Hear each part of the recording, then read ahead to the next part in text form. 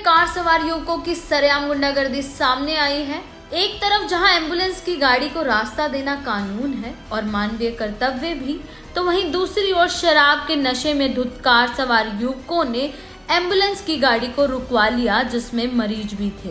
Car सवार युवक गाड़ी से बाहर आकर एम्बुलेंस को ही हटाने का इशारा करता रहा, लेकिन अपनी गाड़ी पीछे नहीं हटाई, जिसकी वजह से सड़क पर लंबा जाम लग गया। एम्बुलेंस में मौजूद इमरजेंसी मेडिकल टेक्नीशियन ने गाड़ी चालकों को गाड़ी हटाने का अनुरोध भी किया, लेकिन गाड़ी चालक एम्बुलेंस के आगे गाड़ी अड़ाकर खड़े रहे और एम्बुलेंस का सायरन बजता रहा, लेकिन युवकों के कानों पर जूं तक नहीं रेंगी। जब कार चालकों ने गाड़ी नहीं हटाई तो एम्बुलेंस चालक ने युवकों का वीडियो बनाना शुरू किया, तो युवक एम्बुलेंस की तरफ मारपीट करने के इरादे से आगे बढ़ने लगे। इसी दौरान एम्बुलेंस में मौजूद इमरजेंसी मेडिकल टेक्नीशियन ने एम्बुलेंस का शीशा ऊपर करके गाड़ी लॉक कर ली। वहीं एम्बुलेंस में मौजूद जच्चा बच्चा और उनके परिवार के लोग भी शरारती तत्वों के इस वारदात से घबरा गए, जिसके चलते एम्बुलेंस में मौजूद इमरजेंसी मेडिकल टेक्नीशियन ने डायल 112 पर वीटी करवा दी। जब सड़क पर लंबा जाम लग गया और अन्य वाहन चालकों का कार चालक युवक पर दबाव बढ़ने लगा, तो उसके बाद उन्होंने अपनी गाड़ी पीछे हटा ली। आज दोपहर की बात है। हम पानीपत गए हुए थे एम्बुलेंस लेके, अपनी सरकारी एम्बुलेंस डायल 112 से है, स्वास्थ्य विभाग की। तो हमें वहाँ से आदेश प्राप्त हुए कि आपको बाल जटान एक जच्चा बच्चा के जो डिस्चार्ज हुआ है वो लेके जाना है। मैं और मेरे साथी हैं, पायलट चालक हैं एम्बुलेंस पर, मंजीत, मैं और वो लेके वहाँ काबड़ी से होते हुए तो इधर नहर की तरफ आ रहे थे मरीज़ को लेके, साथ में उसके परिवार वाले भी थे।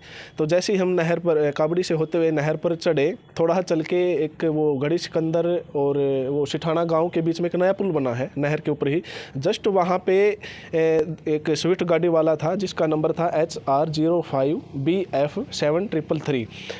उन्होंने एकदम से रॉन्ग साइड में आते हुए, मतलब कि हमारी एम्बुलेंस के सामने गाड़ी रोक दी और बैठे बैठे हाथों से इशारा करने लगे कि गाड़ी को तुम हटा लो, और ऐसा कह के उन्होंने गाड़ी बंद कर दी। तो मैं बाईं तरफ बैठा था, मैं EMT हूँ एम्बुलेंस पर, तो मैंने उनको भी इशारा किया कि भाई साहब पीछे गाड़ी में मरीज हैं, जच्चा बच्चा हैं, तो आप गाड़ी को पीछे कर लो अपनी, और आप गलत दिशा में हो फिलहाल भी मौके पर।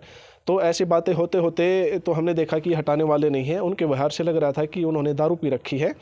तो मेरे साथ में पायलट है, उन्होंने देखा कि भाई मामला ज़्यादा गंभीर हो गया है ये, तो उन्होंने उनकी वीडियो बनानी शुरू कर दी। हालांकि हमारी एम्बुलेंस में भी हमारे GPRS भी लगा हुआ है, ऑन है, और कैमरे भी लगे हुए हैं, कहीं अगर ऐसी कोई ज़रूरत पड़ जाए तो वो भी उपलब्ध करवा दी जाएगी।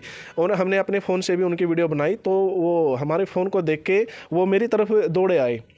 तो उनके व्यवहार से लगा था कि वो हमारे साथ मारपीट भी कर सकते थे, हमें वो नीचे उतार भी सकते थे, हाथापाई हो सकता है, कुछ हथियार कुछ भी ले सकते थे हमें, मतलब उन्होंने हमें उस टाइम ये लगा कि हमें जान का खतरा है। तो मैंने जस्ट दरवाज़ा जो शीशा था वो ऊपर कर लिया एम्बुलेंस का और अंदर से लॉक कर ली। तो मेरी लॉक करने के बाद वो बाहर खड़ा होकर गाली गलौज करने लगा।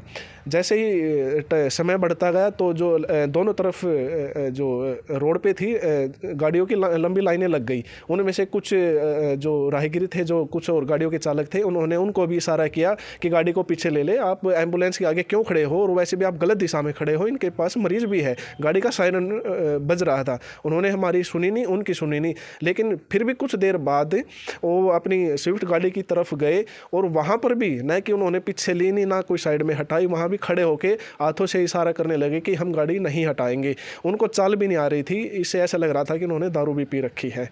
तो तुरंत हमने घबरा के, और मरीजों की भी परिस्थिति को देखते हुए कहीं वो भी घबरा के, उनके साथ कोई ऐसा वाक़या हो ना जाए कि हमें वापस ही उनको एडमिट कराने के लिए ले जाना पड़े, तो हमने 112 पे भी सूचना दी है, मैंने फ़ोन किया है। तो वहाँ से भी तत्काल सहायता के लिए पुलिस स्टाफ का भी हमारे पास फ़ोन आया कि मामला कहाँ का है, कैसा है। तो उस दौरान वो वहाँ से फिर भाग गए थे।